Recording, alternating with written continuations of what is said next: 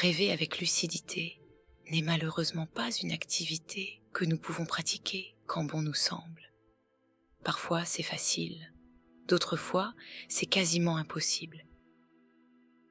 Il peut se passer des jours, des mois et même des années sans que nous soyons capables de rêver en pleine conscience.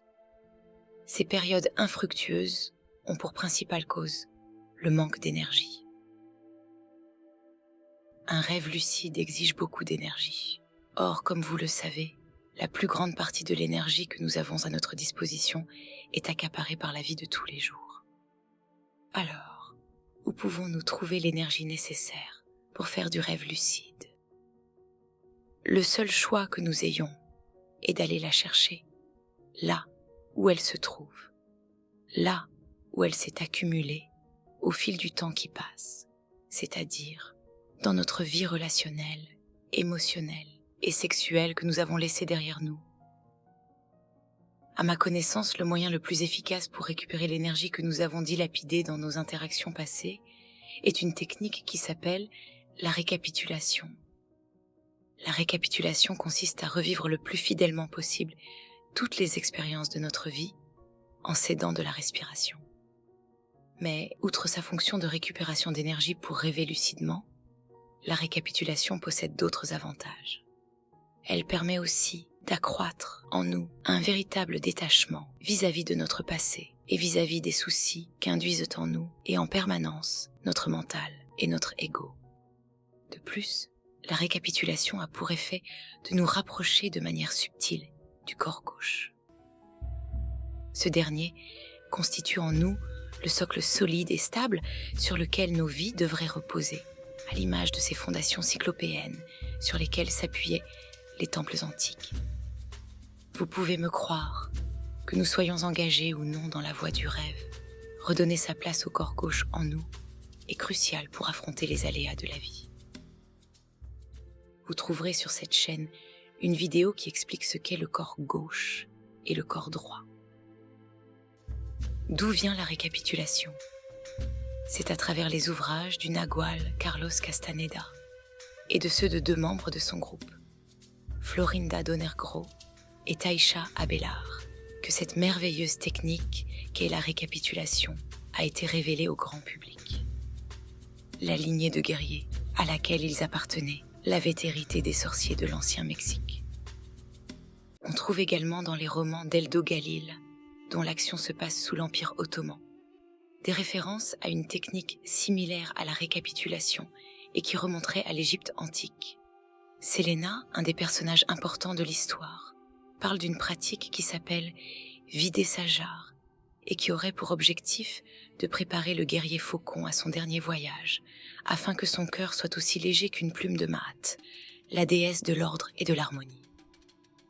On pense aussitôt aux stèles où est représentée la cérémonie de la pesée de l'âme. Quel est l'objectif de la récapitulation?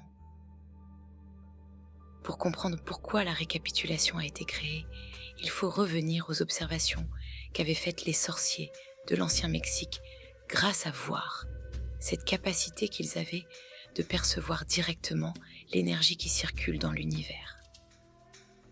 Un des faits énergétiques qu'ils avaient constaté était qu'il existe dans l'univers une force gigantesque, un immense agglomérat de champs énergétiques qu'ils appelaient l'aigle ou la mer sombre de la conscience, ou encore Atum, le démiurge dans l'Égypte antique, cité dans les livres d'Eldo Galil.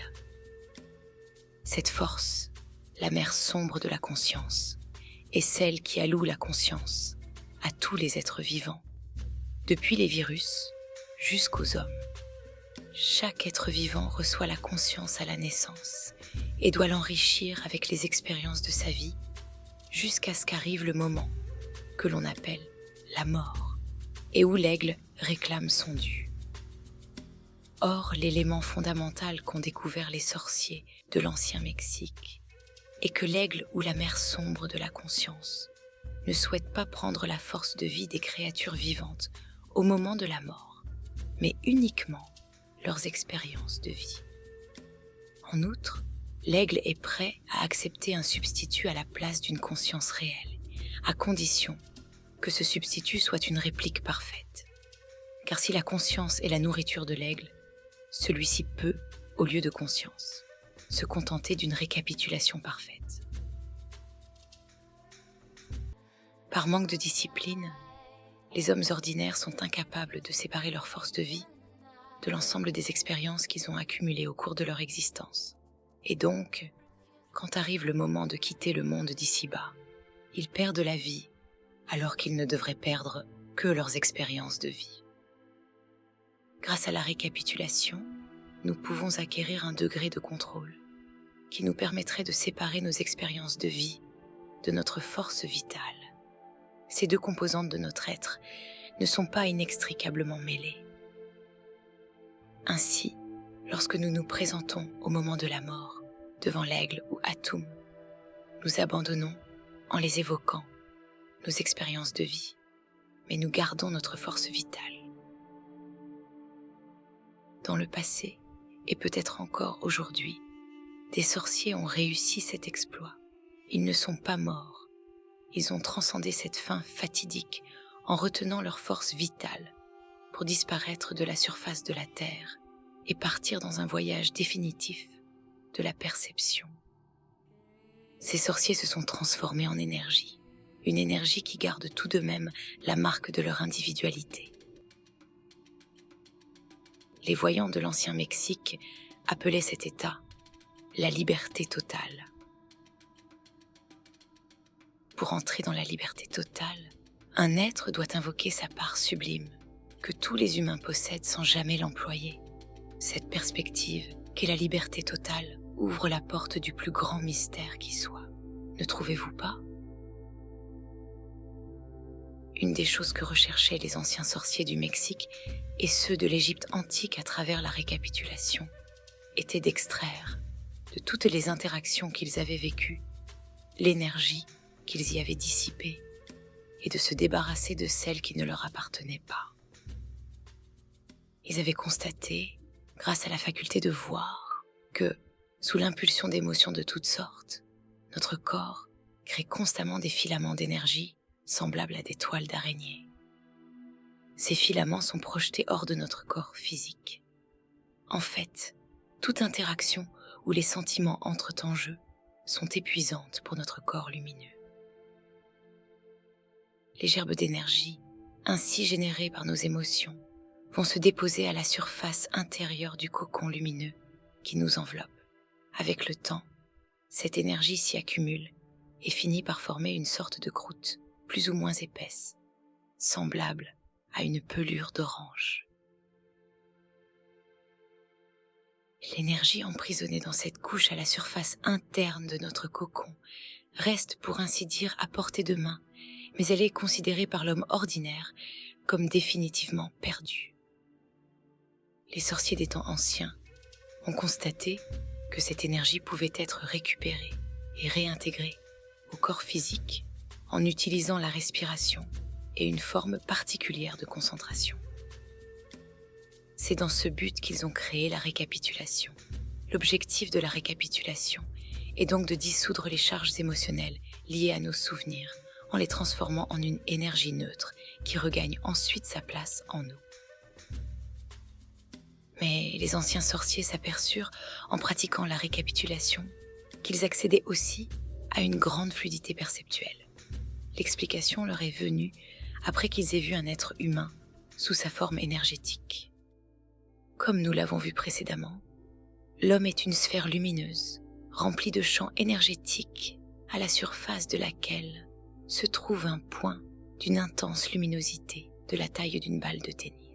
Cette petite zone brillante se nomme point d'assemblage. Le point d'assemblage est l'un des aspects les plus mystérieux de la sorcellerie. Des milliards de champs énergétiques, sous la forme de filaments de lumière qui parcourent l'univers dans son ensemble, convergent vers le point d'assemblage et le traversent. Cette confluence de filaments lumineux donne au point d'assemblage sa brillance. C'est grâce au point d'assemblage qu'un humain peut percevoir. Les milliards de filaments énergétiques qui passent par le point d'assemblage sont transformés en données sensorielles. Le point d'assemblage interprète ensuite ces données pour en faire le monde de la vie quotidienne, en termes de socialisation et de potentiel humain. Pour résumer, lorsque nous récapitulons et que nous revivons des événements de notre passé, nous déplaçons le point d'assemblage par la force de la remémoration pour le ramener à la position qu'il occupait lorsque l'événement récapitulé s'est produit. Ce va-et-vient de position ancienne à la situation actuelle nous donne une grande fluidité perceptuelle.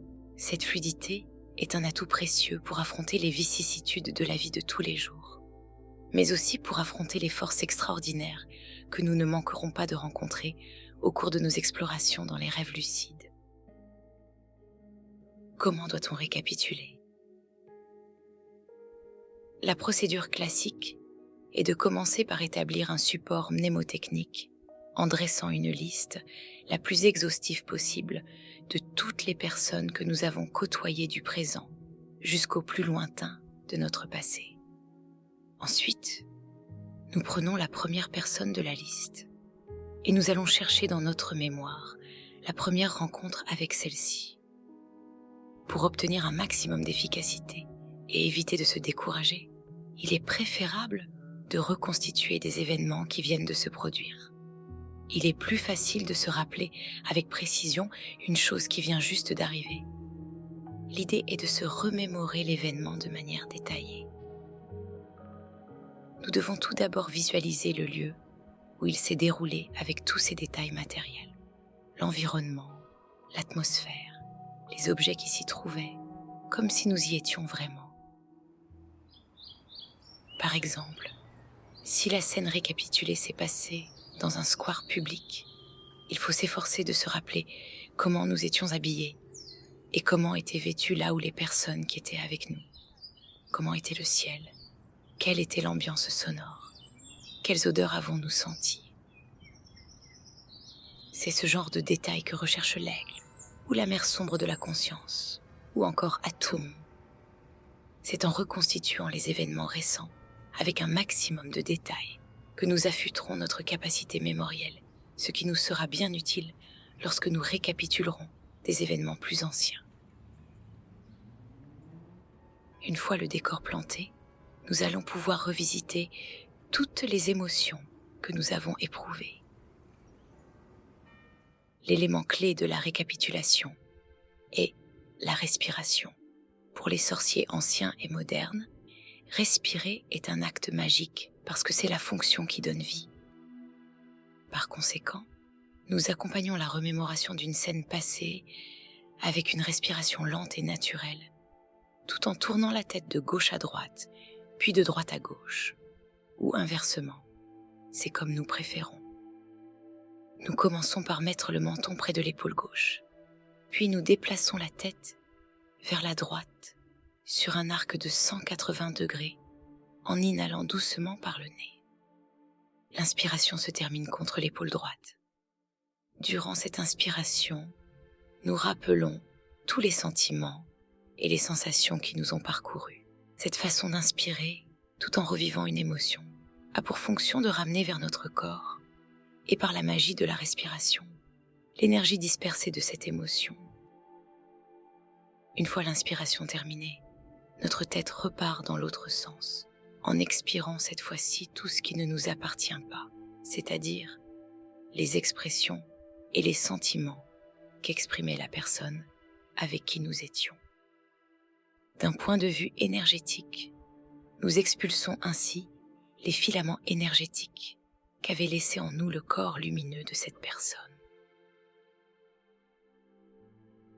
Nous répétons autant de fois que nécessaire ce mouvement de va-et-vient avec les inspirations et les expirations jusqu'à ce que nous ayons l'assurance que l'événement récapitulé a été vidé de sa substance, qu'il ne nous procure plus aucun désagrément et que nous ne ressentions vis-à-vis de lui qu'un sentiment de détachement.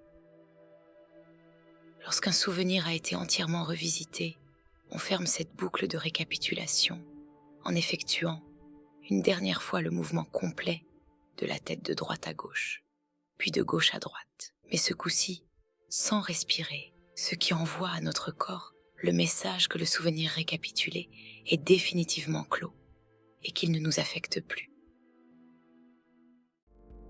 Les événements qui emprisonnent le plus d'énergie sont ceux liés à nos relations sexuelles. Quant aux souvenirs traumatisants, ils ne devraient être abordés qu'après avoir acquis une certaine pratique de la récapitulation. Cette dernière peut se révéler être un processus difficile et émotionnellement éprouvant. Mais si vous ne vous découragez pas, soyez sûr que vous serez récompensé de vos efforts, car la récapitulation est une puissante technique qui permet de guérir du passé et de réintégrer l'énergie dilapidée dans nos interactions. Comme disait Selena dans le livre « Le visage effacé » d'Eldo Galil, patience, persévérance et accomplissement. Quel est l'endroit le plus propice pour récapituler? La concentration que demande la récapitulation impose de chercher un lieu calme où nous ne serons pas dérangés. Les sorciers, que ce soit dans l'ancien Mexique ou dans l'Égypte antique, pratiquaient cette technique dans des grottes naturelles ou artificielles, et parfois aussi dans des sortes de cercueils de terre.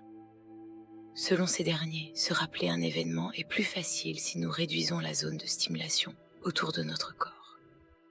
Si nous n'avons pas de grotte à notre disposition, nous pouvons récapituler dans un local étroit.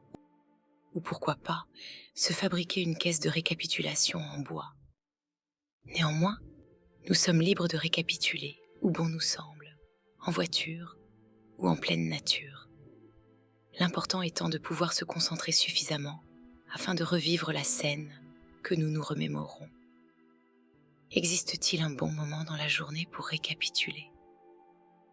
C'est bien sûr en fonction de notre temps libre, après quoi, il revient à chacun de nous de tester les heures où nous sommes les plus efficaces pour réveiller notre mémoire émotionnelle. Avant d'aller se coucher et pour dormir le cœur léger, il est recommandé d'effectuer une petite toilette énergétique en récapitulant toutes les interactions que nous avons eues dans la journée. Quel est l'intérêt de se lancer dans cette vaste entreprise qu'est la récapitulation? Lorsque nous récapitulons un souvenir, nous tirons de celui-ci une impulsion extraordinaire, capable de remuer l'énergie dispersée et de la réorienter vers nos centres de vitalité. Ce redéploiement de l'énergie que permet la récapitulation nous ouvre à un état d'âme nouveau, fait d'optimisme et de confiance en soi. Mais ce n'est pas tout. La récapitulation nous offre la possibilité d'explorer notre propre histoire avec une nouvelle perspective. Elle nous donne la possibilité de prendre conscience et d'examiner la répétition dans nos vies. Nous nous rendons compte, après un certain temps de pratique, que nous sommes entraînés à reproduire les mêmes schémas de pensée et de comportement. Nous sommes, pour ainsi dire, les jouets des forces de socialisation qui nous dominent, comme celles des traditions, des croyances, mais aussi celles qu'impose la défense de l'ego, le besoin de séduire ou d'être aimé. Ces façons que nous avons de nous conduire nous semblent normales, voire rationnelles. Mais si nous examinons ces obsessions sous l'aspect d'une répétition sans fin tout au long de notre vie, elles se révèlent telles qu'elles sont réellement des attitudes grotesques et sclérosantes. La récapitulation constitue le seul véhicule susceptible d'accroître notre conscience en nous libérant des entraves du passé, de ces conventions tacites de la socialisation qui sont si automatiques, si communément acceptées, au point qu'on ne les remarque même plus et que personne n'aurait l'idée de discuter. La récapitulation est un processus de purification auquel nous ne pouvons pas nous soustraire si nous voulons progresser sur la voie du rêve et plus généralement sur la voie de la connaissance. C'est une pratique qui accompagne le guerrier rêveur durant toute son existence sur Terre. L'un des fruits de la récapitulation est un rire qui surgit du fond de notre cœur, au spectacle de la répétition lassante et débilitante que génère notre vanité, nos peurs, notre apitoiement sur nous-mêmes, ce qui constitue le noyau de quasiment toutes nos relations humaines.